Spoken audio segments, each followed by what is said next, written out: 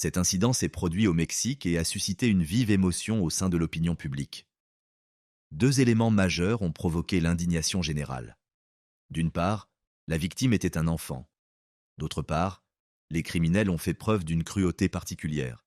Cristo est né le 2 janvier 2009 dans le quartier de San Guillermo, situé dans l'État de Chihuahua, au Mexique. Il a grandi dans un lieu considéré comme l'un des plus pauvres et des plus dangereux au monde. La violence y faisait partie du quotidien, et la majorité des habitants n'avaient pas les moyens de se nourrir régulièrement ni d'avoir un logement stable. Pour survivre tant bien que mal, les habitants étaient souvent contraints de rejoindre des bandes de rue et de se livrer à des vols. Ces bandes comptaient de nombreux mineurs parmi leurs membres. Dès leur plus jeune âge, les enfants évoluaient dans un environnement hostile où la violence était perçue comme une norme. Chaque jour, ils étaient témoins d'actes de brutalité qui façonnaient peu à peu leur perception du monde. Cristo vivait avec sa mère et ses deux jeunes frères. L'un avait 2 ans, l'autre 4. Lorsque leur mère quittait la maison pour aller travailler, Cristo devait s'occuper de ses petits frères. Il ne connaissait pas son père qui avait abandonné la famille en ne laissant derrière lui qu'une seule photographie. Le beau-père de Cristo, qui était le père biologique de ses frères, est décédé des suites de complications cardiaques. Il était malade depuis longtemps et avait subi plusieurs crises, dont l'une s'est révélée fatale. Après sa mort, leur mère s'est retrouvée seule et a dû travailler presque sans répit pour subvenir aux besoins de ses enfants. Malgré ces conditions difficiles, Cristo est resté un enfant doux et joyeux. Il était très sociable et parvenait facilement à créer des liens avec les autres. Ses voisins et connaissances l'appréciaient sincèrement. Il avait de nombreux amis avec lesquels il aimait passer du temps. Cristo se liait d'amitié avec des enfants d'âge variés. Dès l'âge de 6 ans, il pouvait aisément discuter avec des adolescents de 15 ans, par exemple. Sa mère n'approuvait pas qu'il fréquente des enfants plus âgés et s'efforçait de le protéger de leur influence. Pourtant, elle ne parvenait pas toujours à l'en empêcher. Le 14 mai 2015, Cristo, âgé de 6 ans, jouait avec sa petite voiture devant la maison. Ce jour-là, sa mère était en congé et l'observait de temps à autre depuis la fenêtre. Vers 14h30, elle se détourna un instant pour se rendre à la cuisine et surveiller le repas. Les haricots, unique plat prévu ce jour-là, risquaient de brûler s'ils restaient sans surveillance. Une demi-heure plus tard, elle sortit dans la cour pour appeler Cristo. En regardant autour d'elle, elle constata qu'il n'était nulle part. Elle se mit alors à le chercher dans les environs, fit le tour des maisons voisines, frappa aux portes, demandant à chacun s'il avait aperçu son fils. Mais personne ne put lui venir en aide. Nul ne l'avait vu. Espérant le trouver revenu entre-temps, elle rentra brièvement chez elle. En vain. Les heures passaient, et Cristo ne rentrait toujours pas. Sa mère appela alors ses voisins à l'aide. Ceux-ci répondirent sans hésiter et se joignirent aux recherches. Ensemble, ils fouillèrent les terrains vagues, pénétrèrent dans des bâtiments abandonnés, inspectèrent les voitures garées à proximité, mais tout cela ne donna aucun résultat. Les recherches se poursuivirent jusqu'à 6 heures du matin, le lendemain. Durant la nuit, ils ne dormirent que quelques heures avant de reprendre inlassablement les recherches dès l'aube. La disparition de Cristo plongea le quartier dans l'inquiétude. Il était connu de tous et considéré comme un enfant doux, sociable et plein de joie de vivre. Lorsqu'il devint évident qu'ils ne parviendraient pas à le retrouver par leurs propres moyens, la mère de Cristo se résolut à alerter la police. Le 15 mai, la mère de Cristo signala la disparition de son enfant en insistant sur le fait qu'il n'avait que 6 ans. La police réagit immédiatement et se joignit aux recherches. Une alerte spéciale fut déclenchée, mobilisant des agents de différents services ainsi que des représentants d'organisations civiles. La mère de Cristo fit imprimer une photo récente de son fils, utilisée pour la confection de tracts et d'affiches. Mais en dépit de tous ses efforts, la journée s'acheva sans résultat. Aucune trace du garçon ne fut retrouvée. Le 16 mai, la situation prit une tournure décisive. Les informations qui permirent de faire la lumière sur la disparition tragique de Cristo ne provenaient pas des recherches, mais d'une déclaration spontanée d'une habitante du quartier. Sa famille résidait à proximité. Cette femme se rendit au commissariat pour parler de son fils de 15 ans, prénommé Josu. Au départ, elle pensait qu'il souhaitait simplement transmettre des informations utiles à l'enquête. Mais il apparut très vite que la réalité était bien plus sombre. Josu avait avoué à sa mère quelque chose d'effroyable. Lui et ses amis avaient enlevé Cristo pour jouer. Ils voulaient faire semblant d'être des tueurs avec lui. La raison de ce jeu effroyable tenait à l'environnement dans lequel ces enfants avaient grandi. Leur quotidien était saturé de violence, et même leur jeu reflétait cette brutalité. Un jour, l'un des adolescents eut une idée particulièrement cruelle: jouer au tueur. Ils choisirent le plus jeune, Christo, comme victime. Jésus déclara à la police que 5 adolescents avaient participé au crime. Outre lui, il y avait 3 garçons et une fille. Certains étaient des parents éloignés de Christo. Tous étaient âgés de 12 à 15 ans. Les 5 furent rapidement conduits au commissariat pour être interrogés. Au début, presque tous nièrent leur implication. Chacun donna sa propre version des faits, mais leurs témoignages présentaient de nombreuses contradictions. Cependant, avec le temps, l'un des garçons finit par dire la vérité. Il admit que tous les 5 avaient pris part au meurtre de Christo. Il fallut beaucoup de temps à la police pour reconstituer le déroulement complet des événements. Elle découvrit que les enfants avaient déjà joué une première fois à ce jeu des tueurs. Leur victime était alors un chien errant. Ils l'avaient lapidé puis poignardé à plusieurs reprises. Selon eux, l'animal ne bougeait plus lorsqu'ils avaient commis leur acte. Après cet épisode, l'un d'eux proposa de recommencer ce jeu, mais cette fois-ci avec un être humain. Christo fut choisi comme victime simplement parce qu'il était le plus jeune de tous ceux qu'il connaissait. Ils commencèrent par frapper le garçon et lui couvrir à la bouche pour l'empêcher de respirer et d'appeler à l'aide. Ils prirent ensuite un bâton, l'enroulèrent autour du cou de Christo et tirèrent de toute leur force. Jésus et une fille prénommée Valéria participèrent à l'étranglement. En constatant que Christo montrait encore des signes de vie, les adolescents redoublèrent de violence et lui jetèrent des pierres. Mais les horreurs ne s'arrêtèrent pas là. Ils infligèrent à Christo 27 coups de couteau dans la poitrine, puis lui arrachèrent le cœur. Même après sa mort, les enfants continuèrent à profaner son corps. Une fois leur forfait accompli, ils se mirent à réfléchir à la manière de faire disparaître les traces du crime. Ils creusèrent un trou, y déposèrent le corps de Christo et le recouvrirent du cadavre du chien qu'ils avaient tué auparavant. Puis ils se débarrassèrent du couteau. C'est ainsi que la police parvint finalement à reconstituer toute la vérité sur ce qui s'était passé. La police se heurta rapidement à un sérieux obstacle juridique. Parmi les 5 adolescents impliqués dans le meurtre de Christo, seuls 2 pouvaient être inculpés d'homicide selon la législation mexicaine. Il s'agissait de Jésus et de Georges, tous 2 âgés de 15 ans au moment des faits. Les 2 adolescents furent soumis à une expertise psychologique. Il s'avéra que Georges souffrait d'un retard mental. Malgré son âge, son niveau de développement correspondait à celui d'un enfant de 8 ans. En conséquence, il ne pouvait être tenu pénalement responsable de ses actes. Dès lors, seule la possibilité de poursuivre Jésus restait envisageable. Au cours d'un entretien avec le psychologue, les 2 garçons avouèrent qu'ils envisageaient de rejoindre un gang et de faire partie d'un groupe criminel. Ils confièrent également qu'au fil de l'enquête, ils avaient songé à fuir la ville. Leur objectif était de retrouver l'oncle de l'un d'eux, un homme lié à l'un des cartels de la drogue. Les adolescents espéraient que cet oncle leur offrirait refuge et moyens de subsistance.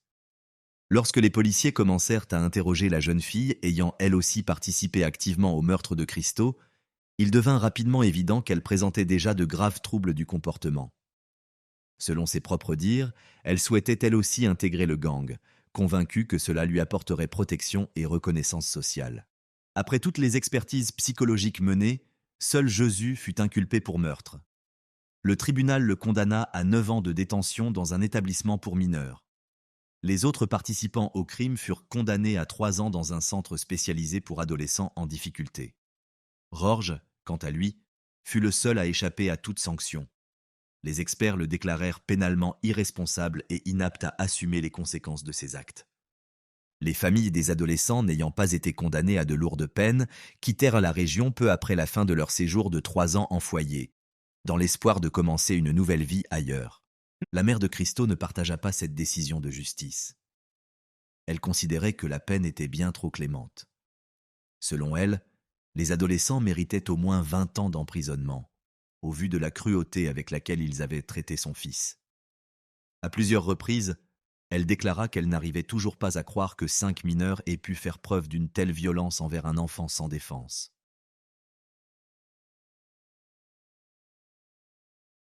Tout s'est déroulé le 13 novembre 1999 à Liverpool, en Angleterre. Né en 1983, Michael Moss n'avait jamais manifesté de véritable intérêt pour les études. En revanche, il était considéré comme un jeune homme particulièrement à l'aise avec la technologie. Plus tard, sa mère, Liz, se souviendra que, dès son plus jeune âge, il était capable de démonter puis de remonter son vélo sans raison particulière, simplement par curiosité. C'est peut-être ce goût pour le fonctionnement des objets qui, en grandissant, l'a conduit à s'intéresser aux motos. Par ailleurs, Michael a toujours entretenu une relation étroite et empreinte de confiance avec son père. Malheureusement, ce dernier a été victime un jour d'une hémorragie cérébrale, qui l'a profondément transformé, au point de le rendre méconnaissable. Avant l'accident, il était décrit comme un homme bienveillant et serviable. Après, il est devenu irritable et agressif. Ce n'est un secret pour personne. Même une lésion cérébrale mineure peut altérer le comportement d'une personne. Ainsi, lorsque Michael et sa mère rendèrent visite à son père à l'hôpital, celui-ci perdait fréquemment son sang-froid. Non seulement il leur criait dessus sans raison, mais il lui arrivait aussi de cracher dans leur direction. Apparemment, ces changements radicaux, ainsi que la dégradation de l'état mental de son père, ont profondément marqué le jeune Michael. Et lorsque ce dernier est décédé, le chagrin de son fils s'est encore intensifié. À la suite de cet événement, le comportement du garçon a commencé à changer, et il semble que la disparition de son père ait eu un impact majeur sur sa santé mentale. Pour diverses raisons, Michael a été renvoyé de son établissement scolaire et transféré dans une structure spécialisée accueillant des adolescents en difficulté. Toutefois, son comportement restait une source constante de tension, aussi bien pour lui que pour sa mère.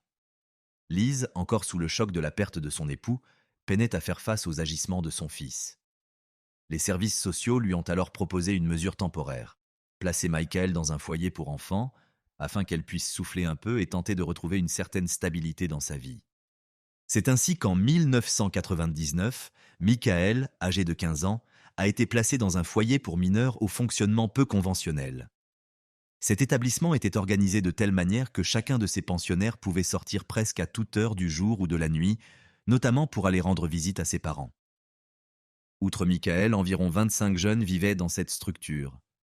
Parmi eux figuraient deux autres protagonistes de l'affaire, Alan Bentley et Mark McKiffrey, eux aussi âgés de 15 ans. Amis de longue date, ils avaient, tout comme Michael, été renvoyés de l'école après avoir violemment agressé un autre élève, qu'ils avaient grièvement blessé. Bien que ces deux garçons aient eu la réputation d'être des brutes à l'école, ils n'avaient jusqu'alors jamais commis d'infraction grave en dehors du cadre scolaire et ne possédaient aucun casier judiciaire. Au départ, Michael tenta de garder ses distances avec eux, mais ils finirent par nouer une certaine forme de camaraderie. Le trio fut bientôt rejoint par un autre adolescent, Graham Neary, âgé de 16 ans. Il convient de noter qu'à cette époque, Alan fréquentait une jeune fille. Toutefois, en octobre de la même année, celle-ci décida de mettre un terme à leur relation pour se rapprocher de Michael. Cette situation provoqua une vive colère chez Alan, et dès lors, il commença à envisager sérieusement un moyen de se débarrasser de son rival. Le 12 novembre 1999, Alan invita ses amis chez lui pour célébrer son 16e anniversaire. Parmi les invités se trouvèrent les personnes que nous connaissons déjà. Mark McKiffrey, Graham Neary, ainsi qu'un autre adolescent, Neil Breslin. Ce soir-là, les jeunes auraient consommé de l'alcool fort et regardé le film Reservoir Dogs, réalisé par Quentin Tarantino. À un moment donné, Alan reparla de la situation impliquant son ex-petite amie et Michael. Selon lui, ce qu'il désirait plus que tout, c'était frapper le jeune homme pour ce qu'il lui avait fait. Finalement, lorsque l'alcool vint à manquer, Alan décida de passer à l'action, et les autres garçons le soutinrent. Le 13 novembre, vers 1 heure du matin, Mark téléphona à Michael, qui se trouvait alors dans sa chambre au foyer. Sachant que ce dernier était passionné par les motos, il utilisa cette information pour le piéger. En d'autres termes, il lui proposa de le rejoindre afin de voir une moto qu'il envisageait d'acheter. Michael accepta et informa le personnel du foyer qu'il s'absenterait quelque temps. Bien sûr, on lui fit remarquer qu'il était déjà très tard, et que selon eux, ce n'était pas une bonne idée. Mais rappelons que Michael avait le droit de sortir quand il le souhaitait. Les jeunes gens se donnèrent donc rendez-vous dans une ruelle de la banlieue de Liverpool. Une fois sur place, Michael réalisa soudain qu'en plus de Mark, Alan et Neil étaient également présents. Après quelques instants, les 4 adolescents se dirigèrent vers un parc situé non loin de là. C'est à cet endroit qu'Alan passa à l'acte. Il s'approcha de Michael et, sans prononcer un mot, lui asséna un violent coup à la tête. Sous la force du choc, le jeune homme s'effondra aussitôt au sol. Alan se mit alors à le frapper méthodiquement, à la fois avec les poings et les pieds. Au même moment, Neil s'éloigna tandis que Mark commença à retirer les vêtements de leur victime, qu'il jeta dans une flaque d'eau. Par la suite, les agresseurs s'acharnèrent sur Michael, le frappant au niveau des parties génitales et lacérant ses jambes avec des morceaux de verre brisés. Les coups durèrent près d'1 heure, et ce n'est qu'après cela que les agresseurs rentrèrent chez eux. On sait que Graham était resté chez Alan lors de la première agression, et que, lorsque les garçons revinrent, ils lui racontèrent avec fierté comment ils avaient roué Michael de coups et l'avaient humilié, le laissant gisant nu dans la rue. Au bout de quelques minutes, les adolescents décidèrent d'y retourner pour en finir avec lui.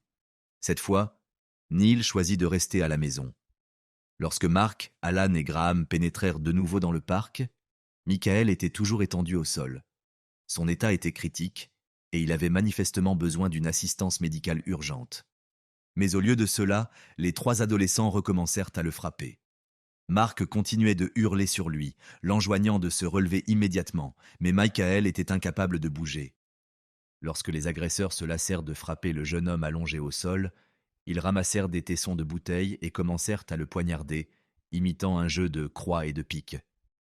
Par la suite, ils firent semblant de considérer la tête de Michael comme un ballon de football et se relayèrent pour lui asséner des coups comme s'il s'agissait d'un tir au but.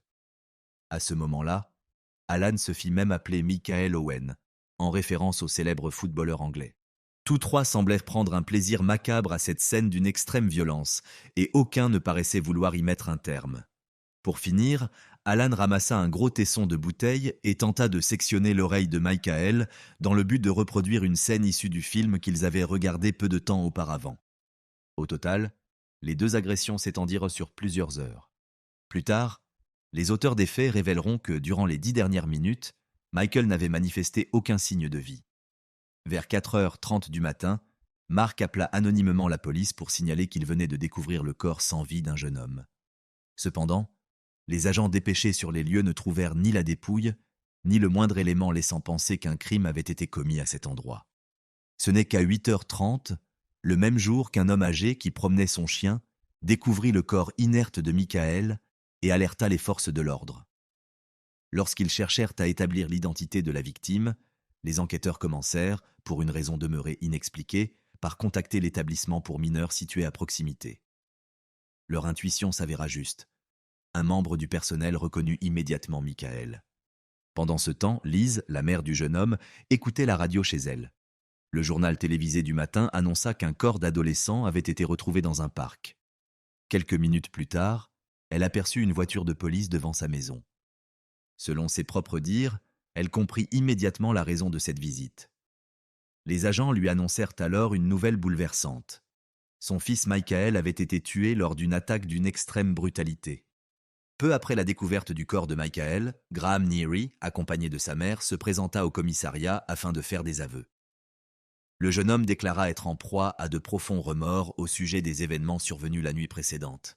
Non seulement il raconta les faits en détail, mais il révéla également l'identité des agresseurs.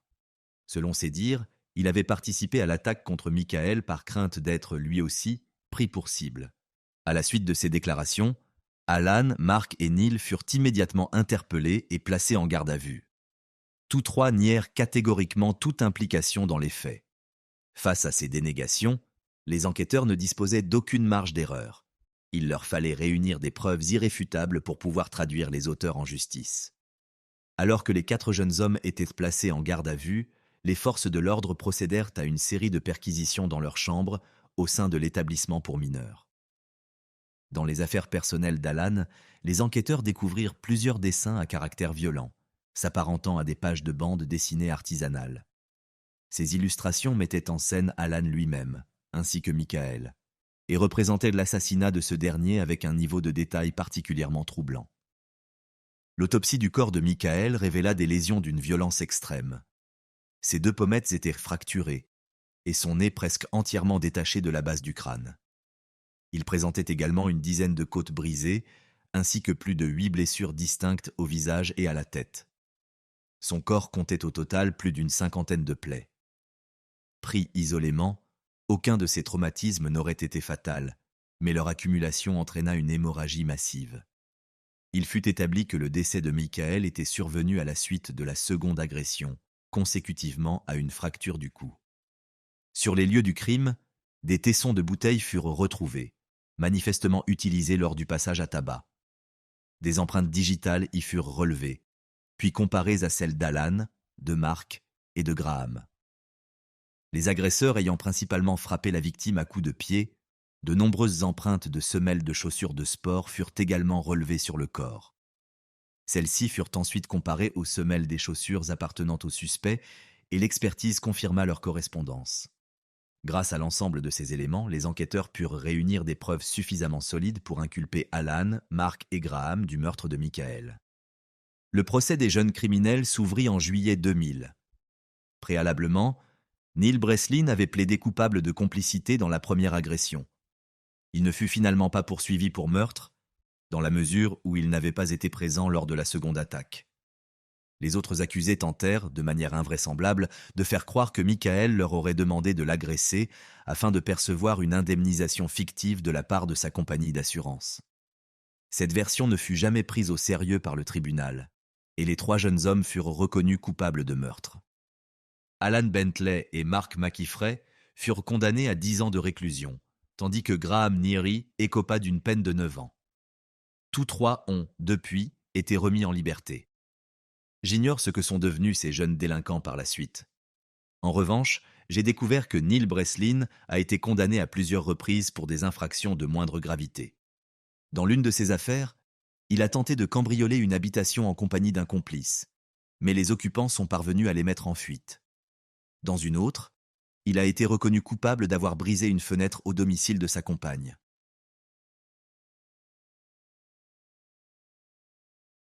L'affaire dont nous allons parler aujourd'hui a profondément marqué une époque en Argentine. Cette histoire criminelle a inspiré plusieurs films, une série télévisée, de nombreux ouvrages et des centaines de reportages journalistiques. Les protagonistes de cette affaire sont les membres de la famille connue sous le nom de Clan Puccio, ainsi que quelques-uns de leurs complices. Cette organisation criminelle structurée était dirigée par Archimedes Puccio, patriarche autoritaire et chef de famille. Archimedes Rafael Puccio est né le 14 septembre 1929 dans la ville de General Pico, située au nord-est de la province de La Pampa, en Argentine. Il était l'aîné d'une fratrie de 6 enfants. Après avoir obtenu un diplôme de comptabilité à la faculté des sciences économiques, il a entamé une carrière diplomatique en tant que vice-consul au ministère des Affaires étrangères. Très jeune, il a ainsi participé à plusieurs missions officielles en Europe. En 1973, il a intégré l'École supérieure d'administration politique. Bien qu'il n'ait quasiment aucune connaissance en matière de sport, il a été nommé vice-ministre des Sports de la municipalité de Buenos Aires. Par ailleurs, Archimedes a appartenu au bataillon de reconnaissance connu sous le nom de 601, une unité tristement célèbre pour son action pendant la Sale Guerre. Ses membres auraient été impliqués dans l'enlèvement et l'assassinat de centaines de personnes. Il était également affilié à l'Alliance anticommuniste argentine et engagé dans le mouvement nationaliste. Pourtant, aux yeux de ses voisins, il apparaissait comme un homme discret, courtois et sans prétention, que l'on voyait parfois balayer calmement le trottoir devant sa maison. Certains affirmaient même que cette habitude relevait d'une forme d'obsession, ou peut-être d'un rituel visant à vérifier que rien n'échappait à son contrôle et que personne ne l'observait. Archimedes a épousé Epifania Angeles Calvo, professeur de comptabilité et de mathématiques, né à Buenos Aires, le 5 octobre 1957. En 1958, leur premier enfant, Alejandro, vint au monde. 2 ans plus tard naquit Silvia, suivie 1 an après par Daniel. En 1963, ce fut Guillermo qui rejoignit la fratrie. 7 ans plus tard, la benjamine, Adriana, vint compléter la famille. Durant cette période, le couple fit l'acquisition d'une maison à 2 étages dans la banlieue aisée de San Isidro, près de Buenos Aires. Le rez-de-chaussée abritait un magasin familial spécialisé dans la vente d'équipements pour la pêche et les sports nautiques. La famille possédait également un petit bar situé dans un bâtiment voisin où le patriarche se réunissait régulièrement avec ses complices pour planifier les enlèvements à venir. Ces rencontres avaient l'apparence de discussions anodines entre amis, autour de la politique nationale ou des résultats du dernier match de football. En réalité, elles servaient à mettre au point diverses opérations criminelles. Le bras droit d'Archimédès était son fils aîné, Alejandro, joueur de rugby professionnel, relativement connu pour avoir évolué au sein du club local Atlético San Isidro. Il convient de préciser que l'autre fils d'Archimédès, Guillermo, ne participait pas aux activités criminelles de la famille, puisqu'il avait émigré en Australie quelque temps avant les faits rapportés.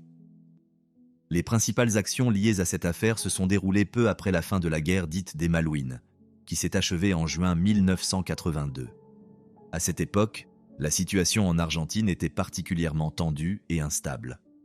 Pour diverses raisons, Archimédès s'est retrouvé au chômage, ce qui l'a conduit à s'interroger sur les moyens de subvenir aux besoins de sa famille. C'est dans ce contexte qu'il a pris la décision de se lancer dans une entreprise criminelle, l'enlèvement de personnes fortunées en vue d'obtenir une rançon. Après avoir obtenu le soutien de sa famille, il a repris contact avec d'anciennes connaissances et leur a présenté les grandes lignes de son projet. Le premier associé d'Archimédès fut Rodolfo Franco, un colonel à la retraite âgé de 76 ans, mis hors service en 1955 après avoir participé à un coup d'État militaire. À la suite de sa démission, il prit la fuite pour échapper à la justice argentine, d'abord en Uruguay, puis au Brésil, avant de revenir au pays quelques années plus tard. Rodolfo s'avéra être un élément précieux au sein du clan Puccio, dans la mesure où il disposait encore d'un accès direct aux armes et entretenait des liens étroits avec certaines branches des forces de l'ordre. Le deuxième complice était Fernandez Laborda, 42 ans, ancien agent des services de renseignement nationaux, militant du mouvement Nouvelle Argentine et de la résistance péroniste. Le péronisme constitue une idéologie politique singulière, directement associée aux principes et aux politiques du président Juan Perón. Enfin, le troisième associé se nommait Roberto Diaz, 44 ans, mécanicien de formation, promu superviseur de la maintenance dans une concession automobile de la ville. Roberto collaborait volontiers avec des chefs de gangs locaux, lesquels incendièrent volontairement des véhicules afin de percevoir des indemnités d'assurance. Ce qui unissait ces trois complices, c'était leur orientation politique commune. Tous appartenaient à la droite péroniste. Mais à cette convergence idéologique s'ajoutait désormais une cause plus lucrative, l'enlèvement de personnes contre rançon. Ces opérations furent longuement mûries et méticuleusement planifiées. Au bout d'un certain temps, le nom de la première victime fit surface. Il s'agissait d'un homme nommé Ricardo Manoukian, un homme d'affaires influent et propriétaire d'une chaîne de supermarchés. Manoukian connaissait Alejandro, le fils aîné d'Archimédès. Il leur arrivait de faire du bateau ensemble et de passer du temps lors de sorties amicales. Malheureusement, cette relation n'empêcha pas l'homme d'affaires d'être enlevé. Ricardo poursuivait sa vie comme à l'accoutumée, sans se douter qu'il était suivi chaque jour et que chacun de ses déplacements était scrupuleusement observé, qu'il s'agisse de ses allées et venues au bureau ou de ses visites chez sa maîtresse. L'enlèvement eut lieu le jeudi 22 juillet 1982. Ricardo monta dans sa voiture pour rejoindre des membres de sa famille dans un restaurant de la ville. En chemin, son véhicule fut intercepté par une Ford Falcon. 3 hommes cagoulés et armés en descendirent. Archimédès Puccio, Rodolfo Franco et Fernandez Laborda. Ils ouvrirent brusquement la portière du véhicule, saisirent Manoukian de force et le traînèrent hors de la voiture. Ils lui attachèrent les poignets, lui enfoncèrent un sac épais sur la tête, puis le conduisirent au domicile de la famille Puccio. C'est peut-être à cet instant précis que le sort de Ricardo Manoukian fut définitivement scellé. Archimédès le fit monter par l'escalier en colimaçon jusqu'au premier étage, où il l'enferma dans une salle de bain préalablement aménagée. Cette pièce, pourtant désignée comme une salle d'eau, ressemblait davantage à une chambre de torture tout droit sortie d'un film d'horreur. Les murs étaient entièrement tapissés de journaux, tandis que le sol et le plafond étaient recouverts de bâches en polyéthylène. C'est dans cette pièce sinistre que Ricardo Manoukian passa les 11 jours suivants. Le lendemain, Archimédès contacta la famille de Ricardo depuis une cabine téléphonique et entama les négociations. Pendant ce temps, l'otage était surveillé par Alejandro, le fils aîné d'Archimédès, qui connaissait personnellement Ricardo. La famille de la victime exigea une preuve de vie. Archimédès contraignit alors Manoukian à rédiger une lettre à ses proches. Dans ce message, Ricardo leur demandait de suivre scrupuleusement les instructions des ravisseurs et de ne rien signaler à la police. Il affirmait qu'il allait bien, qu'il recevait de l'eau et qu'on le nourrissait de riz et de poulet. Archimédès déposa cette lettre dans les toilettes d'un bar. Quelque temps plus tard, après s'être assuré que la lettre avait bien été récupérée et lue, il reprit contact avec la famille afin d'exiger une rançon de 250 000 $. Il communiqua également les adresses où seraient laissées les instructions relatives à l'échange. Ces instructions étaient inscrites sur de petits morceaux de papier, dissimulés à l'intérieur de canettes de bière vides, elles-mêmes déposées dans des boîtes aux lettres. Celles-ci avaient été réparties à des emplacements soigneusement choisis dans toute la ville. Quelques jours plus tard, Guillermo Manoukian, le frère de Ricardo, suivit les instructions et déposa une mallette noire contenant la rançon sur les marches de la cathédrale de San Isidro, à quelques rues seulement de la maison des Puccio, celle dans laquelle, au fond d'une salle de bain transformée, le captif était toujours retenu. Le jour même, Guillermo reçut un appel d'Archimédès, qui l'informa qu'il comptait libérer Ricardo le lendemain matin. En réalité, Alejandro, chargé d'apporter à boire et à manger à l'otage, craignait que Manoukian ne l'eût reconnu.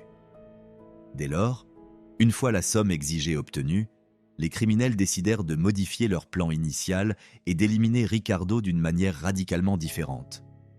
Ils lui administrèrent des somnifères, transportèrent son corps hors de la salle de bain et le déposèrent dans le coffre d'une voiture. Puis ils prirent la route en direction d'un lieu isolé, ouvrirent le coffre et abattirent l'otage de 3 balles. Le tireur aurait été Laborda. Il existe toutefois une autre version, selon laquelle chacun des complices aurait tiré une fois, afin de partager la responsabilité du meurtre dans une sorte de rituel collectif. Le corps fut ensuite jeté à terre, et les criminels placèrent à ses côtés une machine à écrire, celle-là même qui avait servi à rédiger les messages adressés à la famille de la victime. Plusieurs heures plus tard, les proches de Ricardo étaient toujours réunis autour du téléphone, attendant le dernier appel, celui par lequel les ravisseurs devaient annoncer que Ricardo avait été relâché. Enfin, l'appareil sonna. Mais à l'autre bout du fil, ce n'était pas la voix grave et glaciale d'Archimédès que l'on entendit, mais celle d'un policier, qui annonça que le corps de Ricardo venait d'être retrouvé, abandonné sur la rive d'un ruisseau. Ainsi, en l'espace de 11 jours, un groupe criminel organisé avait empoché une rançon et ôté la vie à un homme. Bientôt, ce fut au tour de la victime suivante, un homme de 25 ans nommé Eduardo Hall. Ingénieur industriel, relativement jeune marié, il venait tout juste d'apprendre qu'il venait d'être nommé président de l'usine sidérurgique fondée par son père, Florencio Hall. L'enlèvement eut lieu le 5 mai 1983. Comme chaque matin, Eduardo quitta son domicile pour se rendre au travail, mais n'y arriva jamais. Sa famille le chercha partout, en vain, aucune trace. Il semblait s'être littéralement volatilisé. Quelques jours plus tard, le père du jeune homme reçut un appel d'Archimédès qui l'informa qu'Eduardo avait été enlevé et lui ordonna d'attendre un prochain appel pour recevoir des instructions détaillées.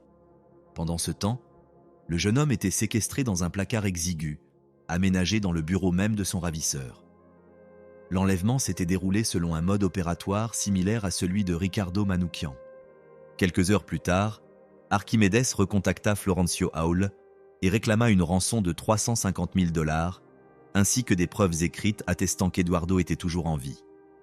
Il s'agissait de lettres manuscrites rédigées par le jeune homme lui-même, l'une adressée à son père, l'autre à son épouse. Dans ces lettres, Eduardo soulignait que l'argent va et vient, mais que la vie, elle, peut s'interrompre à jamais. Plusieurs jours s'étaient écoulés depuis le dernier appel, et les parents de la victime n'avaient toujours pas versé la rançon. Archimédès décida alors d'en réduire le montant à 200 000 $, puis suspendit tout contact avec la famille Hall pendant 1 semaine, préférant attendre une évolution de la situation. Durant ce laps de temps, les proches d'Eduardo demeurèrent sans la moindre nouvelle. Ils ignoraient s'il était encore en vie.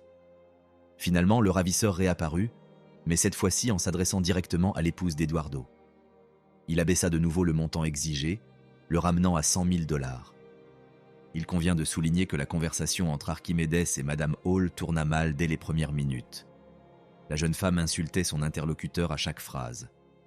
Elle déclara qu'elle ne connaîtrait pas la paix tant qu'il ne serait pas derrière les barreaux et proféra de nombreuses autres menaces. Loin d'être intimidé, Archimédès se montra intrigué par cette attitude. Il eut le sentiment qu'elle le défiait ouvertement. Dès lors, il commença à la harceler par téléphone, l'appelant jusqu'à 6 fois par jour, parfois au cœur de la nuit, parfois dès l'aube. Plus troublant encore, lors de certains appels, il décrivait avec précision les vêtements que portait la jeune femme, ainsi que la pièce dans laquelle elle se trouvait. Cela laissait entendre qu'Archimédès surveillait lui-même le domicile de sa victime ou qu'il avait chargé l'un de ses complices de le faire. Finalement, 2 semaines après l'enlèvement, la famille du jeune homme s'acquitta de la rançon. En vain. Eduardo était déjà mort. Tout s'était déroulé exactement comme dans le cas de Ricardo. Les proches de la victime l'attendirent pendant des heures, mais il ne revint jamais. À ce jour, on ignore encore à quel moment les ravisseurs ont pris la décision de le tuer. On suppose toutefois que l'exécution aurait eu lieu le 4e jour de sa séquestration. Ce que l'on sait avec certitude, c'est qu'ils l'ont conduite en voiture jusqu'à un champ, où un maçon engagé par Archimédès avait creusé un puits, celui qui allait devenir la tombe d'Eduardo Hall. À la suite de cette affaire, des tensions commencèrent à apparaître au sein du groupe criminel. Les relations entre les membres se dégradèrent progressivement, principalement parce qu'Archimédès s'octroyait une part bien plus importante de la rançon, persuadé qu'il accomplissait l'essentiel du travail.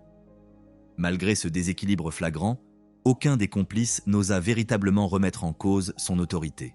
En juin 1984, le clan Puccio prit pour cible une nouvelle victime.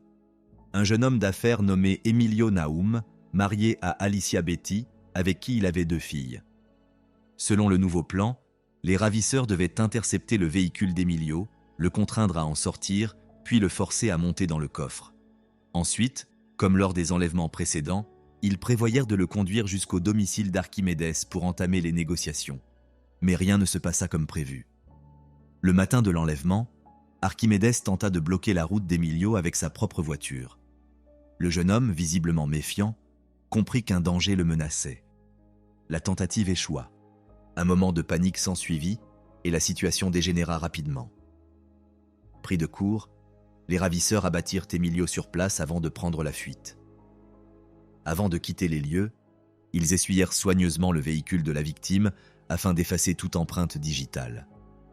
L'échec de cette opération ébranla profondément les membres du groupe. Pourtant, l'enquête policière n'aboutit jamais. Bien que le crime se fût déroulé en pleine rue, aucun témoin ne put être identifié. Les autorités formulèrent alors les hypothèses les plus hasardeuses. Certains avancèrent qu'Emilio était proxénète ou qu'il transportait des substances illicites. D'autres parlèrent d'un règlement de compte. Une des pistes les plus absurdes évoqua même un meurtre commis par son épouse. Mais Alicia, la veuve d'Emilio, refusa de rester passive. Elle lança sa propre enquête et retrouva rapidement un témoin oculaire capable de décrire la scène en détail, y compris les vêtements portés par les agresseurs. Selon lui, l'un d'eux portait un costume gris mal repassé. Cet homme n'était autre qu'Archimédès. Quelque temps plus tard, la veuve d'Emilio reçut un appel menaçant du chef du clan criminel. Celui-ci l'informa que son défunt mari lui devait une importante somme d'argent qui, avec les intérêts, s'élevait à 350 000 $. Il ajouta que, si elle refusait de payer, il n'hésiterait pas à s'en prendre à ses filles. Le ravisseur ne voulait pas renoncer à l'argent, estimant avoir consacré beaucoup de temps à l'organisation de l'enlèvement et à la surveillance de sa cible. Effrayée, Alicia choisit une autre voie. Elle contacta un juge qu'elle connaissait, lequel la mit en relation avec 2 agents de la section extorsion et fraude de la police fédérale argentine. Suivant les instructions des autorités, elle se rendit au lieu indiqué par le maître chanteur, accompagné des policiers, avec sur elle une somme d'argent destinée à servir de leurre. Mais Archimédès ne se présenta pas. Il est probable que l'un des policiers corrompus l'ait averti du piège tendu. Alicia n'eut alors d'autre choix que de quitter le pays. Le lendemain, elle s'envola pour Rio de Janeiro avec ses 2 filles. Délibérément, elle ne parla de son départ à presque personne. Durant son absence, c'est sa femme de ménage qui veillait sur la maison. Selon cette dernière, le jour même du départ d'Alicia et des enfants, le téléphone sonna. Lorsqu'elle décrocha, elle entendit à l'autre bout du fil de la musique brésilienne. La prochaine victime du clan Puccio devait être Nélida Bolini, une femme de 58 ans, propriétaire de plusieurs des plus grands concessionnaires automobiles et entreprises de pompes funèbres d'Argentine. Outre les motivations financières, les membres du clan criminel nourrissaient d'autres raisons de vouloir la faire disparaître. Archimédès et ses complices soupçonnaient Nélida, ainsi que ses enfants, d'entretenir des relations commerciales avec leur ennemi idéologique, un certain Eduardo Macera. Officier de haut rang et homme d'État influent, Macera faisait partie de la junte militaire qui dirigeait alors l'Argentine. Le 23 juillet 1985, les ravisseurs interceptèrent Nélida dans la rue, lui couvrirent à la tête d'un sac, la forcèrent à monter dans une camionnette et la conduisirent directement à la Maison des Horreurs. Elle fut la première détenue à être enfermée dans une cellule récemment aménagée au sous-sol de la maison familiale des Puccio. Comme dans la salle de bain où avait été retenu Ricardo Manoukian, les murs étaient recouverts de journaux. Le sous-sol ne contenait qu'un lit de camp, un ventilateur et une botte de paille. Les ravisseurs souhaitèrent faire croire à Nélida qu'elle se trouvait dans un village éloigné de la ville. La cave dans laquelle elle était enfermée n'était accessible que par la cour intérieure de la maison. Ce passage était presque toujours dissimulé sous divers objets, tels que des bouteilles de vin et des outils. Le lendemain, Archimédès appela les fils de la femme enlevée et réclama une rançon de 500 000 $. Ceux-ci contactèrent immédiatement la police. Les forces de l'ordre mirent rapidement en place un dispositif de traçage des appels et commencèrent à surveiller la ligne téléphonique. Pendant ce temps, les jours passaient. Nélida, affamée, était toujours retenue dans la même pièce humide et sombre. Un jour, l'un de ses ravisseurs lui demanda si elle aimait le riz et le poulet.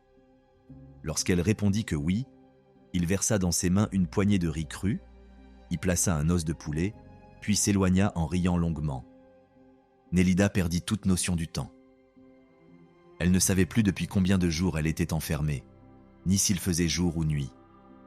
Par moments, elle se demandait si elle n'était pas déjà morte. Elle devait faire ses besoins dans un seau, vidé une fois par jour. La plupart du temps, elle était maintenue sous sédatifs et ne recevait pratiquement rien à manger. De son côté, Archimédès poursuivait ses appels aux enfants de la victime, exigeant le paiement de la rançon, sans se douter que toutes ces conversations étaient désormais écoutées par les enquêteurs. C'est ainsi que la police découvrit que la majorité des appels provenaient de téléphones situés dans un seul et même quartier. 32 jours plus tard, les proches de la victime et les ravisseurs parvinrent finalement à un accord sur le montant de la rançon, ainsi que sur la date et le lieu de la remise. Le 23 août 1985, Archimédès, accompagné de ses complices, se rendit à l'endroit convenu pour récupérer l'argent. À peine sortis de leur véhicule et après avoir fait quelques pas, les malfaiteurs furent encerclés par des policiers armés qui leur ordonnèrent de se coucher au sol. Allongé, tenu en joue, Archimédès tenta d'improviser. Il se mit à crier que sa maison était remplie de dynamite, que toute intrusion provoquerait une explosion et que tout sauterait. Mais ces menaces arrivèrent trop tard. Presque au même moment, un groupe de 45 agents de police pénétrait déjà dans la maison. Tandis qu'ils fouillaient les lieux, le reste du groupe fut arrêté un à un, y compris Alejandro, qui se trouvait chez sa petite amie, en train de regarder un film. La femme enlevée fut retrouvée peu après dans une pièce spécialement aménagée au sous-sol. Lors de la perquisition menée dans la propriété des Puccio, les voisins se rassemblèrent autour de la maison. Beaucoup avaient du mal à croire que des crimes aussi brutaux et atroces avaient pu être perpétrés dans la demeure d'une famille aisée de San Isidro. Quelques heures plus tard, au cours de l'inspection du bureau du chef de famille, la police découvrit 2 mitrailleuses, une carabine équipée d'une lunette de visée, plusieurs radios, 4 masques, un ouvrage intitulé « Le manuel du kidnappeur », ainsi qu'un carnet contenant les noms de futures victimes. C'est ainsi que l'on apprit que le clan projetait d'enlever au moins 10 autres personnes. Le nom du prochain prisonnier prévu, un homme d'affaires actif dans le secteur de la pêche, était déjà marqué d'une croix. Mais ce nouveau crime ne devait jamais avoir lieu. Le clan Puccio venait de tomber. Au poste de police, Alejandro Puccio déclara qu'il ne savait rien et surtout qu'il n'était en rien impliqué dans les activités de son père. Il affirma que les policiers l'avaient torturé afin de lui faire porter la responsabilité de certains crimes. De nombreux amis du jeune homme prirent sa défense et confirmèrent ses propos lors de leurs échanges avec les médias. Ils répétèrent à maintes reprises qu'Alejandro était probablement l'homme le plus gentil et le plus aimable de tout le pays. D'après les personnes interrogées, il est même possible qu'il n'ait jamais su que plusieurs personnes avaient été retenues contre leur gré, pendant de longues périodes, dans la maison familiale. Archimédès, quant à lui, se montra bien plus laconique dans ses déclarations aux autorités et à la presse. Il se contenta de répéter inlassablement la même phrase Je n'ai rien à dire, je n'ai rien à voir avec les enlèvements. Dans le même temps, les médias recueillirent les témoignages de proches des personnes enlevées. Alicia Betty, l'épouse d'Emilio Naum, exprima son indignation en déclarant que les membres de la sinistre famille Puccio avaient d'abord ôté la vie à son mari, avant de lui extorquer de l'argent, ce qui l'avait contrainte à quitter le pays pendant un certain temps. Guillermo Manoukian, le frère de Ricardo, se déclara convaincu que ces individus, membres du clan criminel, étaient directement impliqués dans l'enlèvement et le meurtre brutal de son frère. Il ajouta que si ces criminels venaient un jour à être relâchés, ils tueraient à nouveau, sans le moindre doute. L'épouse d'Archimédès, Epiphania, ainsi que ses filles, bien qu'arrêtées dans un premier temps, furent relâchées par la suite, faute de preuves suffisantes à leur encontre. De leur côté, Fernandez Laborda, Rodolfo Franco et Roberto Diaz, directement impliqués dans les enlèvements, décidèrent presque aussitôt de passer aux aveux et furent condamnés à la réclusion criminelle à perpétuité. Quelques jours après leur arrestation, ils conduisirent les autorités jusqu'à l'endroit où Eduardo Olé avait été enterré. Le maçon qui avait creusé le puits, devenu la tombe du jeune homme, fut également arrêté. Bien qu'il ait tenté de justifier ses actes en affirmant qu'il construisait le puits à d'autres fins, les autorités rejetèrent cette version. Fernandez Laborda déclara plus tard qu'il regrettait de ne pas avoir tué Archimédès. Il affirma qu'il avait sa propre vérité, mais que celle-ci ne l'avait jamais quitté. En dehors de cette déclaration et de sa confession initiale, il ne prononça plus un mot. En 2020, il fut victime d'un accident vasculaire cérébral, perdit l'usage de la parole et mourut seul, sous surveillance constante. L'un des avocats de Laborda fut Alberto Fernandez, l'actuel président de la République argentine. Alejandro Puccio, fils et bras droit d'Archimédès Puccio, fut finalement condamné à la réclusion criminelle à perpétuité en 1985. Par la suite, il épousa une femme qui lui avait écrit pendant longtemps depuis l'extérieur. Il mourut en 2008 des suites de complications liées à une pneumonie. Archimédès Puccio fut lui aussi condamné à la réclusion à perpétuité en 1985. Durant son incarcération, il géra la bibliothèque de la prison, apprit un nouveau métier et devint avocat. En 2008, après 23 années de détention, il fut libéré de manière anticipée. Une fois dehors, il se fiança à sa première cliente, une femme de 48 ans prénommée Graciela. Il mourut à l'âge de 84 ans, des suites de complications provoquées par un accident vasculaire cérébral, et passa les dernières années de sa vie dans la maison d'un pasteur évangélique à General Pico, sans jamais reconnaître ses crimes. Le corps d'Archimédès demeura à la morgue de la ville pendant une semaine, sans qu'aucune disposition ne soit prise pour organiser ses funérailles. La police contacta sa nièce afin qu'elle prenne en charge la veillée funèbre et l'enterrement, mais celle-ci refusa catégoriquement. Elle se contenta de récupérer quelques effets personnels du défunt, des livres, des magazines et des manuscrits. Les vêtements d'Archimédès, ainsi que son téléphone portable, furent enterrés avec son corps dans le cimetière de la ville de General Pico, dans une section que les fossoyeurs locaux appellent le lieu des oubliés. Les tombes y sont toutes identiques et ne se distinguent que par les inscriptions gravées sur les pierres. En réalité, il s'agit d'une vaste fosse commune. Aucune personne ne se présenta aux funérailles de l'ancien chef du clan criminel. Lors de leur dernière conversation téléphonique, son ex-épouse Epiphania lui déclara froidement qu'elle lui souhaitait une mort rapide. Quelques jours après cet appel, Archimédès apprit que sa fille Sylvia était morte d'un cancer. Il tenta alors de renouer le contact avec elle, mais elle lui répondit qu'elle comptait changer de numéro de téléphone pour qu'il ne puisse plus jamais la joindre. L'ex-épouse d'Archimédès, Epiphania, est aujourd'hui âgée de 91 ans. Elle porte toujours le nom de famille Puccio. La justice argentine n'est jamais parvenue à prouver son implication dans les enlèvements. Adriana, la plus jeune fille d'Epiphania et d'Archimédès, avait 15 ans au moment des faits. Il est peu vraisemblable qu'elle ait pu ignorer ce qui se passait dans la maison familiale. Elle travaille aujourd'hui dans la vente de bateaux. On sait très peu de choses sur Guillermo Puccio. Il aurait quitté l'Argentine pour l'Australie dès qu'il aurait soupçonné son père et son frère de préparer quelque chose d'illégal. Il ne serait revenu au pays qu'en 2020. En septembre 2000, Daniel Puccio fut arrêté par les autorités brésiliennes pour usage de faux documents. En 2015, le réalisateur argentin Pablo Trapero réalisa le film Le Clan, inspiré de l'histoire criminelle de la famille Puccio. Cette œuvre devint le film le plus rentable de l'année en Argentine. L'histoire du clan Puccio constitue un nouveau chapitre dans la mémoire d'une période sombre et violente de l'histoire argentine.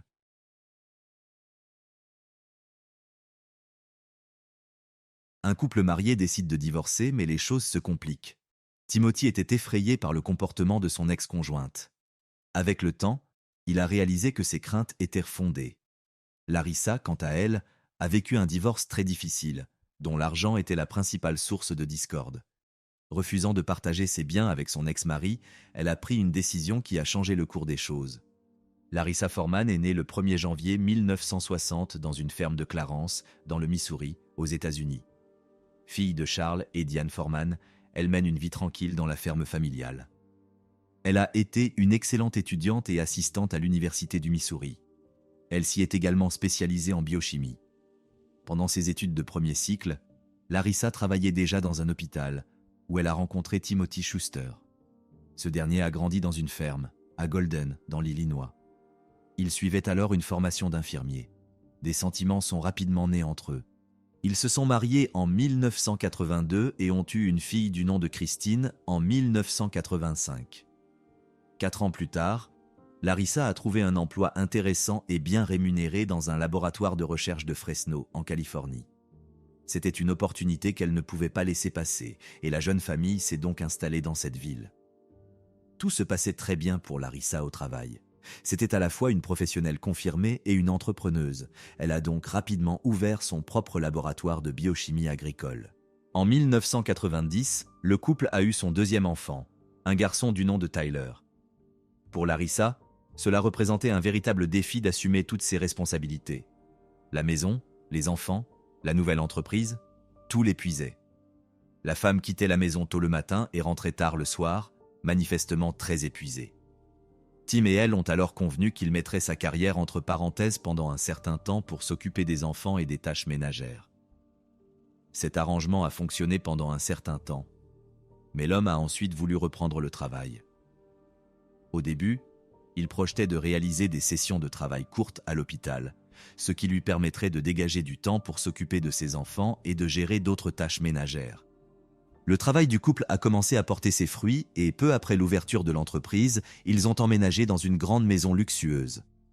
Tout semblait aller pour le mieux et ils étaient considérés comme la famille parfaite par tous. Mais derrière les portes closes, la situation était tout autre. Après 21 ans de mariage, la relation entre les deux époux s'est littéralement détruite. L'argent était sans doute la principale cause de toutes leurs disputes. Ce n'est pas parce qu'ils n'en avaient pas assez. Ils en avaient même beaucoup. Larissa a investi des centaines de milliers de dollars dans le développement de son entreprise et Tim n'est pas en reste. Grâce à ses congés maladie et à quelques emplois supplémentaires, il parvenait à économiser environ 80 000 dollars par an. Tout cela leur a permis de vivre confortablement. Cependant, comme Tim gagnait 2 fois moins que sa femme, celle-ci se plaignait de son conformisme et de son manque d'ambition. En 2001, la femme a même reconnu avoir trompé son mari en 1993. En 2002, Christine, la fille aînée du couple, a commencé à vivre avec ses grands-parents maternels. Elle voulait ainsi se rapprocher de l'université où elle avait choisi d'étudier, mais aussi s'éloigner de l'atmosphère tendue qui régnait dans la maison. Au cours de la même année, le couple Tim et Larissa a divorcé. Durant la procédure de divorce, le couple se heurte à 2 points de désaccord majeurs: la garde de Tyler, leur fils cadet, et le partage de l'épargne. En février 2002, Larissa a déposé une demande de divorce ainsi qu'une seconde demande concernant la garde de leur fils. La femme n'entend pas renoncer à tout ce qu'elle estime avoir gagné grâce à ses efforts. Elle accusait également Tim d'être incapable de gagner de l'argent. Dès le début du processus, le couple a décidé de diviser leur maison en 2 parties égales. La taille du terrain le permettait. Mais par la suite, Larissa a souhaité garder la maison pour elle seule. Selon elle, Tim n'avait pas le droit de profiter de la prospérité qu'elle avait créée seule. Tim ne partageait toutefois pas cet avis. Il a déclaré qu'il n'avait pas contribué financièrement à l'achat de biens matériels tels qu'une maison ou une voiture, mais qu'il avait tout de même participé à l'éducation des enfants et à l'entretien de la maison. Il a également déclaré que le fait qu'il soit resté à la maison et qu'il se soit occupé de toutes les tâches ménagères avait été un soutien très important pendant le développement de la carrière de Larissa. C'est la raison pour laquelle elle a pu se consacrer au développement de l'entreprise et à la croissance de la richesse de la société. Tim a également déclaré que, parce qu'il devait rester à la maison pour soutenir le rêve de sa femme, il n'avait pas pu poursuivre sa carrière, même s'il l'aurait voulu. C'est la raison pour laquelle il a déposé une demande reconventionnelle et réclamé une indemnisation de $1 million. Après le dépôt de cette demande reconventionnelle par Tim contre Larissa, leur cohabitation est devenue tout simplement insupportable. En juillet de la même année, il a emballé ses affaires et a déménagé dans son propre appartement. À cette période, Larissa était absente et l'homme a décidé d'emporter avec lui plusieurs meubles qui, selon lui appartenaient également. Lorsque la femme est revenue et qu'elle s'en est rendue compte, elle a piqué une crise. Elle a même dit à des amis et à des collègues qu'elle souhaitait la mort de Tim. Selon elle, rester veuve serait bien mieux que d'avoir à subir toutes ces procédures de divorce. Larissa a également déclaré qu'elle ferait tout ce qui était en son pouvoir pour prendre à Timothy ce qu'il avait.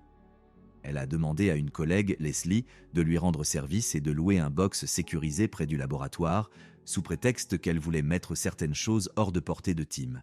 Leslie a immédiatement répondu à la demande de Larissa et a loué le box à son nom, puis lui a donné le code pour qu'elle ait un accès permanent à l'endroit. Par la suite, Larissa a demandé à James, un jeune homme qui travaillait avec elle au laboratoire et qui gardait même son fils, de l'aider à récupérer chez Tim des objets qui auraient été volés par ce dernier. Une requête qui a semblé juste à James.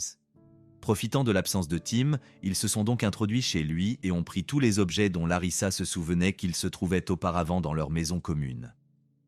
Ils les ont emmenés dans le box que Leslie avait loué et, à son retour, Tim a été pris de panique. Il a d'abord pensé qu'il avait été cambriolé.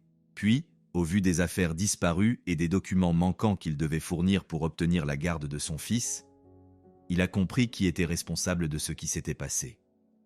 Effrayé par les agissements de la femme, Tim a décidé d'installer un système d'alarme et des détecteurs de mouvement.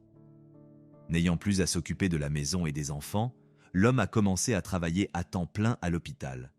C'est à ce moment-là qu'il a confié à des collègues qu'il était effrayé par le comportement de Larissa et qu'il avait obtenu un permis de port d'armes pour se protéger. Peu de temps après, Larissa a obtenu la garde de Tyler dont elle voulait s'occuper. Celui-ci ne pouvait voir son fils que 2 fois par mois, pendant le week-end. Le mercredi 9 juillet 2003, Tim, âgé de 45 ans, dîne avec ses amis Mary, Victor et Bob. Cette réunion n'est pas très joyeuse, car Mary et Tim apprennent leur licenciement de l'hôpital ce jour-là en raison d'une réduction d'effectifs. Le lendemain, ils devaient avoir une conversation au sujet de ce licenciement au sein du département des ressources humaines. Après le dîner, Tim et Mary décident de prendre le petit déjeuner ensemble le matin avant d'aller à l'hôpital.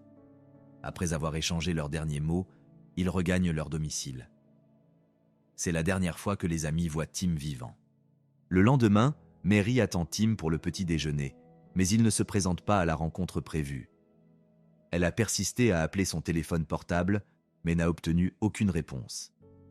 Mary trouve cela plutôt étrange, mais se dit que Tim s'est peut-être endormi ou qu'il s'est rendu seul à la réunion d'affaires. Finalement, Mary se rend à la réunion de licenciement au centre médical, mais Tim ne s'y est jamais présenté. C'était pourtant une personne très responsable qui ne manquait jamais une telle réunion, car il était très attaché à la clôture de ses affaires à l'hôpital. Mary, très nerveuse, appelle Bob et Victor, car après tout, ce sont les dernières personnes avec lesquelles Tim a passé la nuit précédente. Victor décide alors de se rendre à l'appartement de Tim.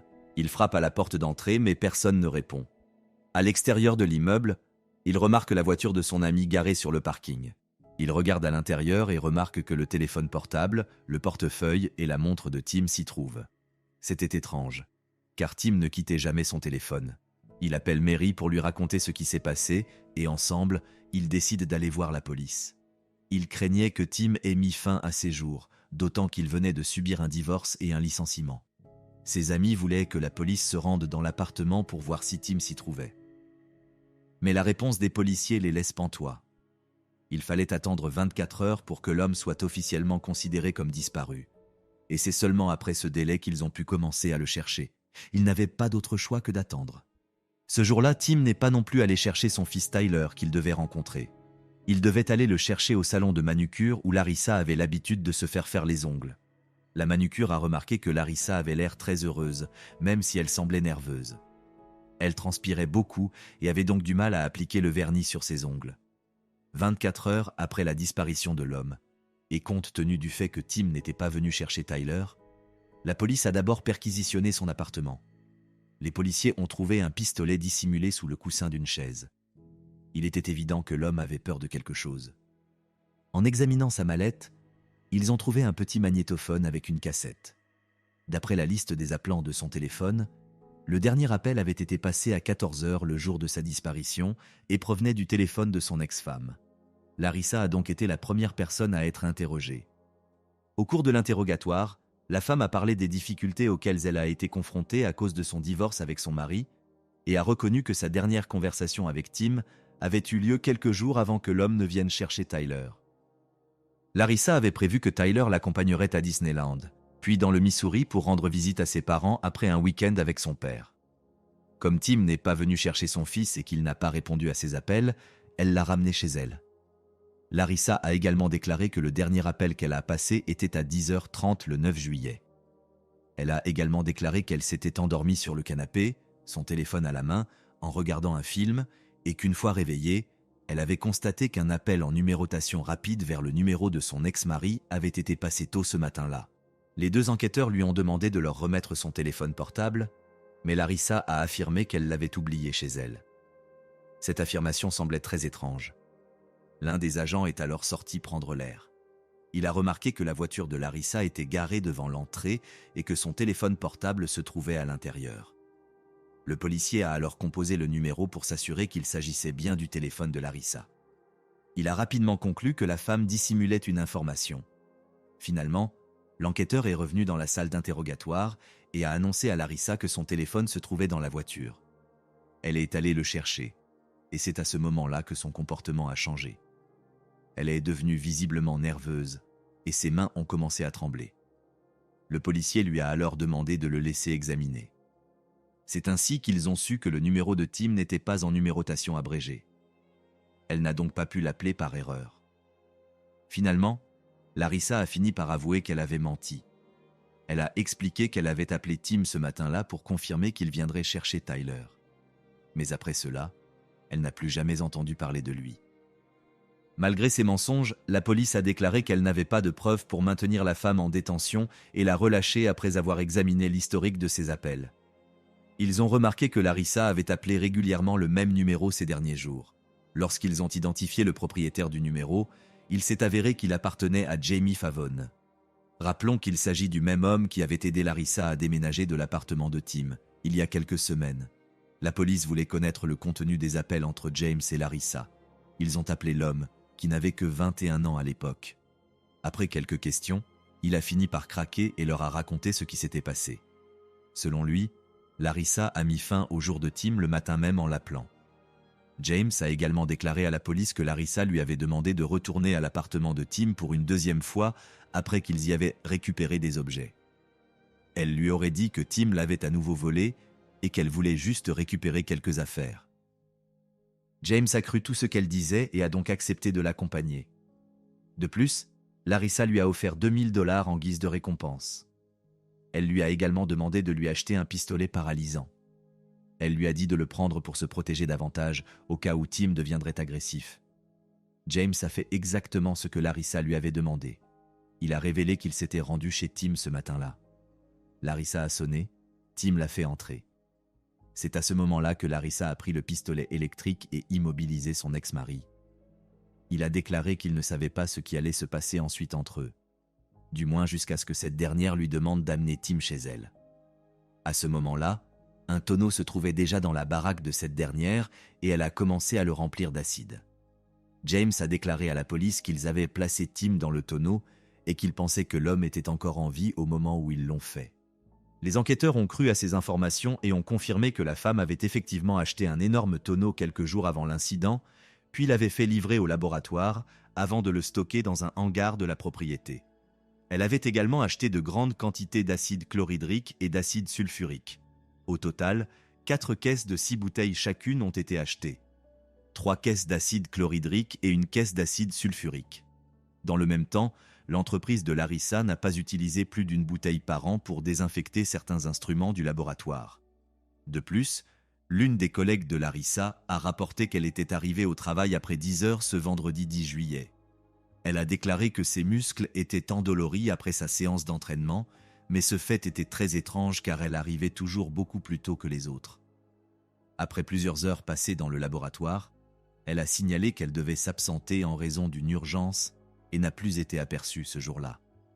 Par la suite, la police a obtenu un mandat de perquisition pour la maison, le laboratoire et la box louée. Une grande boîte contenant 6 bouteilles d'acide vide a été retrouvée dans les ordures à l'extérieur de la maison de cette dernière. Un historique des recherches concernant les acides et les tissus animaux a été retrouvé sur l'ordinateur de Larissa. Le 16 juillet, 6 jours après la disparition de Tim, la police est entrée par effraction dans le box loué et a découvert les restes de Tim dans un tonneau. Parallèlement à cette découverte, un mandat d'arrêt a été délivré à l'encontre de Larissa. La femme a été arrêtée à l'aéroport alors qu'elle revenait de Disneyland avec son fils et se dirigeait vers la maison de ses parents dans le Missouri. Mais Larissa avait sa propre version des faits. Elle a accusé James. Selon elle, il lui aurait demandé de se rendre chez Tim pour le cambrioler, mais ils les ont repérés. Elle l'a donc aidé à se débarrasser du corps. Pendant ce temps, l'examen médico-légal de la dépouille de Tim était en cours. En raison de la forte odeur qui se dégageait du tonneau, il a été difficile d'obtenir les échantillons souhaités. Il ne restait que 2 os de la partie supérieure du torse de Tim. L'identité de l'homme a donc dû être confirmée par des tests ADN. Il a finalement été possible de détecter un léger résidu de chloroforme dans les tissus du corps, mais il n'a pas été possible d'établir si Tim était vivant au moment de son immersion dans le tonneau. Selon l'accusation, les preuves recueillies et l'enquête, les faits suivants se sont produits au cours de cette matinée tragique du 10 juillet. Larissa a demandé à Tim de le rencontrer chez lui. Elle a dû trouver une bonne excuse pour qu'il lui ouvre. Rappelons qu'il gardait des armes à feu chez lui et qu'il avait installé un système de vidéosurveillance. Les enquêteurs pensent que Larissa a dit à Tim que leur fils Tyler était malade et qu'il devait se voir immédiatement. Quoi qu'il en soit, lorsque Larissa a appelé Tim, il lui a immédiatement ouvert la porte. Pendant ce temps, James se cachait dans un endroit isolé inaccessible aux caméras de Tim. Lorsqu'il a ouvert la porte, James est immédiatement sorti de sa cachette et lui a donné un coup de poing. Larissa a utilisé un pistolet paralysant à son tour. Bien que la police ne sache pas exactement ce qui a causé la mort de Tim, elle est certaine que les 2 agresseurs ont soulevé la victime et l'ont portée jusqu'à la voiture. La tâche était déjà difficile en raison de la grande taille de Tim. Après être montés dans la voiture, ils se sont rendus à la maison de Larissa et sont entrés dans la baraque déjà mentionnée. Comme l'avait dit James, ils ont mis Tim dans un tonneau et Larissa a commencé à verser de l'acide à l'intérieur. Les pieds de Tim dépassèrent le tonneau. Selon le témoignage de James, Larissa a dû les couper. Comme il ne restait aucun os du bas du corps de Tim, cette information n'a pas pu être confirmée. Mais en fin de compte, le seul élément dont il disposait était le témoignage de James. Par la suite, Larissa a demandé à James de fermer le tonneau et de l'emmener dans la baraque. James a obéi à tout ce que la femme lui a demandé. Larissa est ensuite allée travailler et, quelques heures plus tard, est allée nettoyer le reste des preuves. James a également été arrêté par les autorités et, en novembre 2006, le procès a débuté. Il a été le premier à être jugé. La défense a insisté sur le fait qu'il avait très peur de Larissa, qu'elle l'avait menacé et qu'il avait toujours agi comme un criminel.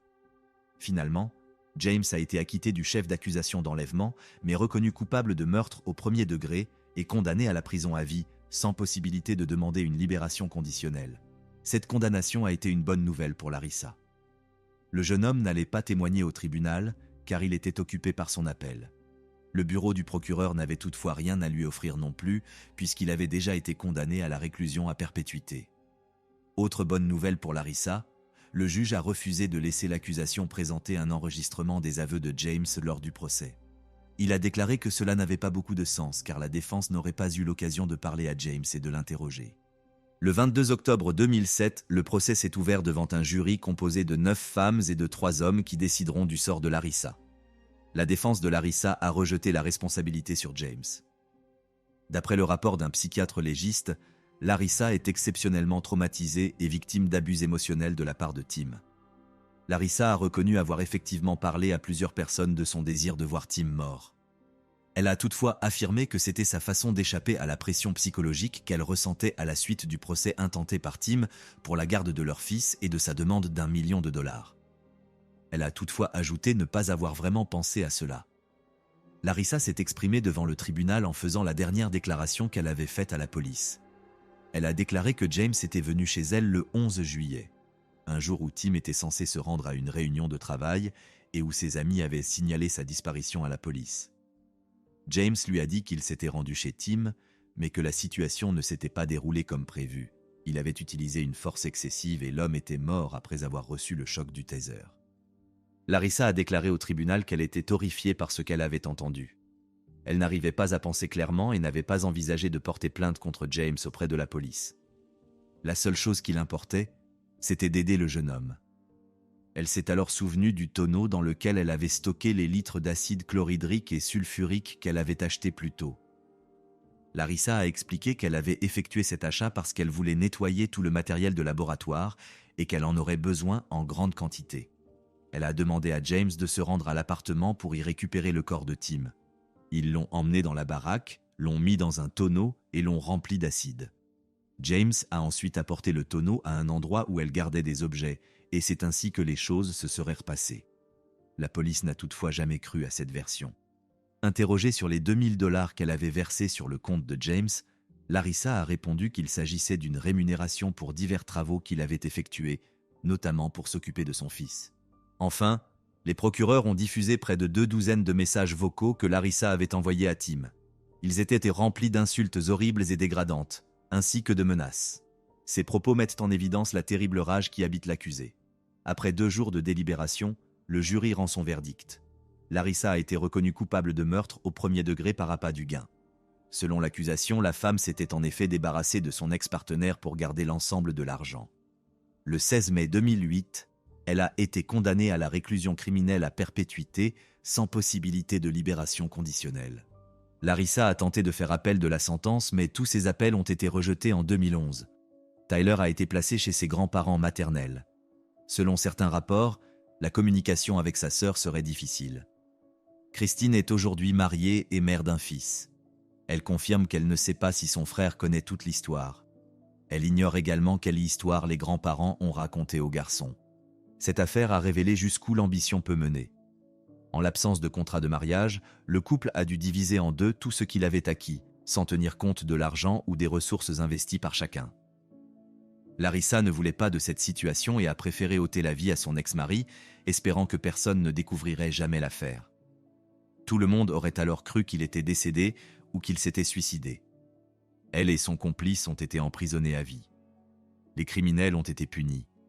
Mais on ne sait jamais exactement comment cette situation a affecté le fils des anciens époux. On ne sait pas non plus s'il est au courant de la situation. Quoi qu'il en soit, la famille a été détruite à cause de l'acte égoïste de Larissa.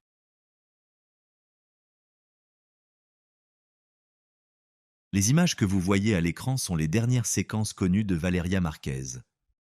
Cette jeune femme mexicaine, créatrice de contenu sur les réseaux sociaux, diffusait en direct depuis son salon de beauté lorsque la tragédie s'est produite. Ce qui avait commencé comme une simple diffusion s'est brusquement transformé en scène dramatique. La vidéo s'est rapidement répandue sur Internet et est devenue virale. Au départ, les spectateurs ont cru à une mise en scène, mais quelques instants plus tard, il est apparu clairement que Valeria avait bel et bien été tuée en direct. Valeria Marquez est née en 2002 à Guadalajara, la capitale de l'État de Jalisco. Elle a grandi dans une famille aisée et, à en juger par ses publications, entretenait une relation étroite avec ses proches. À l'âge de 17 ans, Valeria a lancé un blog consacré au maquillage, aux soins esthétiques et à des aspects de son quotidien. Sa sincérité et son charisme lui ont rapidement valu une large popularité. En 2021, elle a remporté le titre de Miss Face, ce qui lui a permis de se faire connaître dans le secteur de la beauté et d'entamer des collaborations avec plusieurs marques. Malgré sa notoriété grandissante, Valeria a poursuivi ses études et a rapidement ouvert son propre salon de beauté dans le quartier de Zapopan. Le salon a connu un vif succès grâce à la qualité de ses prestations et à une stratégie de promotion dynamique sur Internet. Il proposait des services de maquillage, de soins de la peau, ainsi que diverses autres prestations esthétiques. En 2024, son audience comptait plusieurs dizaines de milliers d'abonnés. Elle publiait des vidéos à visée pédagogique, partageait des instants de sa vie quotidienne ainsi que des aperçus de son activité professionnelle. Certaines de ces vidéos ont été visionnées plusieurs centaines de milliers de fois. Grâce à sa spontanéité et à son authenticité, Valeria est devenue la coqueluche de la communauté en ligne de Jalisco. Elle s'intéressait à la mode, à la photographie et menait une vie publique très active. Il lui arrivait aussi de livrer des aspects plus personnels de son vécu. Quelques semaines avant la tragédie, Valeria avait évoqué une rupture douloureuse. Dans l'un de ses messages, elle avait écrit que, si quelque chose devait lui arriver, ou survenir à l'un de ses proches, son ancien compagnon en serait responsable. Elle avait également publié des captures d'écran de leurs échanges.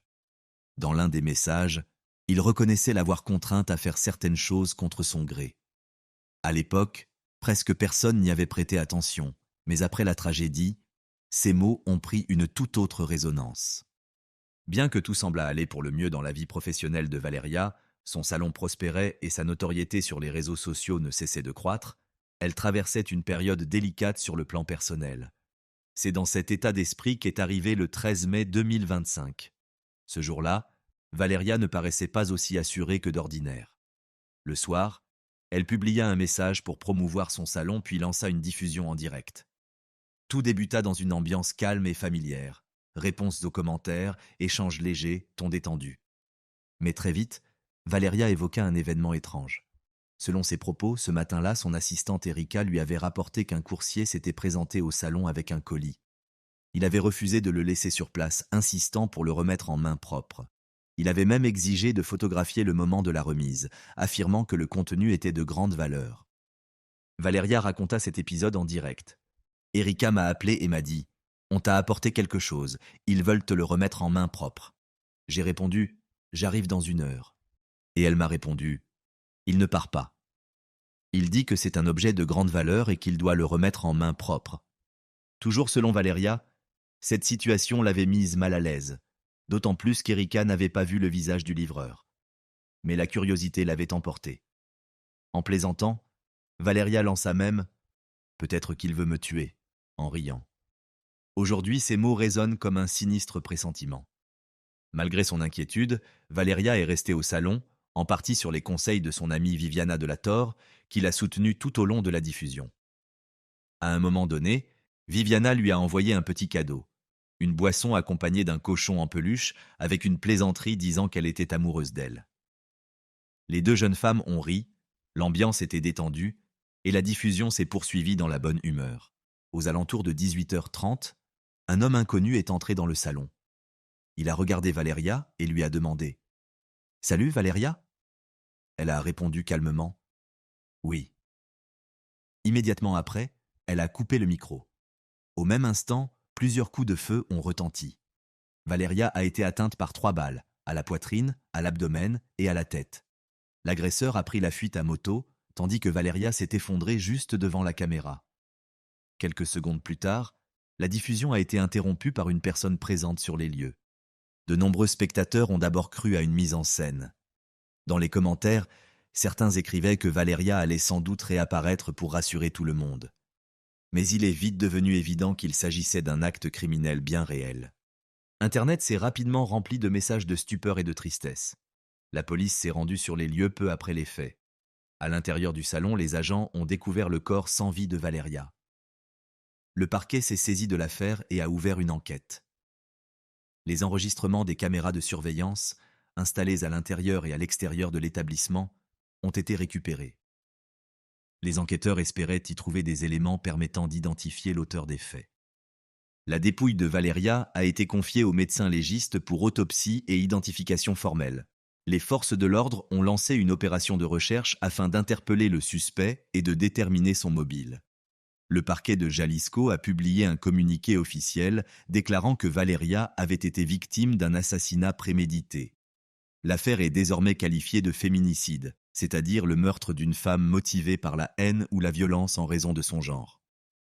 Les autorités ont invité la population à transmettre toute information susceptible de faire progresser l'enquête. Les enquêteurs ont interrogé les commerçants du quartier ainsi que les voisins. La plupart ne connaissaient Valeria que de manière superficielle. Pendant ce temps, les réseaux sociaux se sont enflammés de discussions, d'émotions et d'appels à la justice. La nouvelle s'est répandue instantanément. Dès le lendemain du drame, plusieurs internautes ont remarqué qu'un des comptes de Valeria avait disparu. Cette disparition a suscité de nouvelles interrogations. Certains ont supposé que l'auteur du crime avait pu accéder à ses appareils personnels. Toutefois, aucune information officielle n'a été communiquée concernant son téléphone portable ou son ordinateur. Après que la vidéo du meurtre de Valeria est devenue virale, l'affaire a rapidement dépassé les frontières de la région, provoquant une onde de choc bien au-delà de Jalisco. Les internautes ont commencé à débattre activement des causes possibles de la tragédie, avançant leurs propres hypothèses. Nombreux sont ceux qui ont désigné son ancien compagnon comme principal suspect, se référant à d'anciennes publications dans lesquelles elle évoquait des menaces explicites et affirmait que, s'il devait lui arriver quelque chose, il en serait responsable. Des captures d'écran et de vieux enregistrements ont commencé à circuler massivement en ligne. Certains utilisateurs ont partagé des photos où l'on apercevrait l'ancien petit ami à proximité d'une boîte de nuit que Valeria aurait fréquentée peu avant sa mort. Ces éléments n'ont fait qu'alimenter les soupçons. Selon certains médias, la piste de violence conjugale aurait été envisagée par les enquêteurs, mais le parquet n'a pas confirmé si cela était directement lié au meurtre. Les résultats officiels de l'expertise médico-légale ont ensuite été rendus publics. La cause du décès a été formellement établie. Valeria avait été atteinte par 3 projectiles. Après avoir été embaumée, son corps a été rapatrié à Guadalajara, où une cérémonie d'adieu privée s'est tenue. La famille a refusé de faire la moindre déclaration, choisissant de vivre son deuil dans l'intimité. Pendant ce temps, les hommages continuaient d'affluer sur les réseaux sociaux. Ses abonnés, ses proches et de nombreux admirateurs se souvenaient d'elle comme d'une jeune femme forte, lumineuse et inspirante, résolument engagée dans la construction de sa carrière et en quête d'épanouissement. L'un de ses comptes a été désactivé, mais un autre est resté actif. Les dernières publications ont suscité des milliers de commentaires exprimant tristesse, solidarité et appel à la justice. Viviana de la Torre, l'une des amies les plus proches de Valeria, a elle aussi attiré l'attention du public. Elle a publié un message d'adieu accompagné d'un texte empreint d'émotion et d'une vidéo retraçant leur amitié. Toutefois, l'une des phrases a provoqué de vives réactions. Viviana écrivait qu'elle se considérait comme « le couple idéal », avant d'ajouter qu'un jour, un grave différend les avait opposés, une inimitié mortelle, selon ses propres termes. Cette formulation a suscité une vague d'interrogations et d'incompréhension.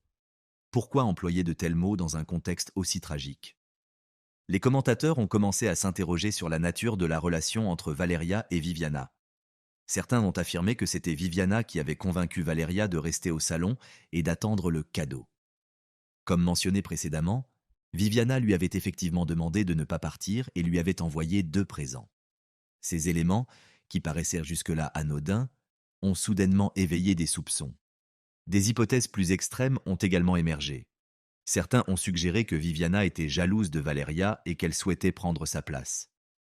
Leur ressemblance physique, tout comme leur manière similaire de s'exprimer, a été relevée et perçue par certains comme les signes d'une obsession. Certaines versions sont même allées jusqu'à avancer que Viviana elle-même aurait interrompu la diffusion après l'agression. En réponse à ces accusations, Viviana a publié un message sur les réseaux sociaux. Elle y appelait au respect de la mémoire de Valeria et à la fin du harcèlement dont elle se disait victime. Selon ses propos, ce n'était pas elle qui avait mis fin à la diffusion, mais une employée du salon prénommée Erika, qui aurait agi afin d'éviter que le corps de Valeria n'apparaisse à l'écran. Viviana a souligné que Valeria était comme une sœur pour elle et qu'elle n'aurait jamais pu lui faire le moindre mal. Quant au cadeau, il faisait, selon elle, partie de leur complicité amicale. À la fin de son message, elle a demandé que les photos et vidéos prises sur les lieux du drame ne soient plus partagées. Peu après, elle a désactivé les commentaires sur son compte, un geste que beaucoup ont interprété comme une tentative d'échapper aux critiques. Erika a également été soupçonnée. Certains internautes l'ont accusée d'avoir réagi de manière peu naturelle. Elle n'aurait ni crié ni appelé à l'aide, se contentant de couper la diffusion. Ce comportement a éveillé des soupçons. Mais Erika a aussi reçu le soutien de plusieurs voix appelant à ne pas tirer de conclusions hâtives. L'opinion publique s'est rapidement divisée. Parallèlement, des critiques ont visé le mode de vie de Valeria. Comment une jeune femme de 23 ans pouvait-elle s'offrir un appartement dans un quartier huppé Une voiture de luxe et des cadeaux onéreux? Ces interrogations ont pris une autre ampleur après la diffusion par plusieurs médias d'une information troublante. Valeria aurait entretenu, ou aurait entretenu par le passé, une relation avec un certain Ricardo Ruiz Velasco, présenté comme le chef présumé du cartel de drogue Jalisco Nueva Generación. Sur ses réseaux sociaux, Valeria publiait régulièrement des photos la montrant entourée de parfums, de bijoux et d'objets de luxe. Selon certaines sources, ce seraient précisément ces publications qui auraient déclenché la colère de Ricardo, celui-ci les percevant comme un affront ou comme un indice possible d'infidélité. Ricardo est une figure bien connue dans les milieux criminels. En 2012, son nom a été associé au meurtre d'un mannequin vénézuélien. En 2003, à l'assassinat de l'ancien ministre du Tourisme, et en 2017, à la mort du blogueur Juan Luis Lagunas, qui critiquait le chef de cartel surnommé El Mena. Au moment de la rédaction de cet article, Ricardo Velasco était considéré comme le principal suspect dans l'affaire Valeria. Toutefois, aucune arrestation officielle n'avait été annoncée et l'enquête suivait toujours son cours. L'affaire Valeria demeure non résolue. Elle continue d'alimenter rumeurs, hypothèses et contradictions. La société attend des réponses, tandis que les autorités poursuivent leurs investigations. Ce drame s'inscrit dans la longue liste des violences faites aux femmes, un fléau qui touche non seulement le Mexique mais aussi le reste du monde.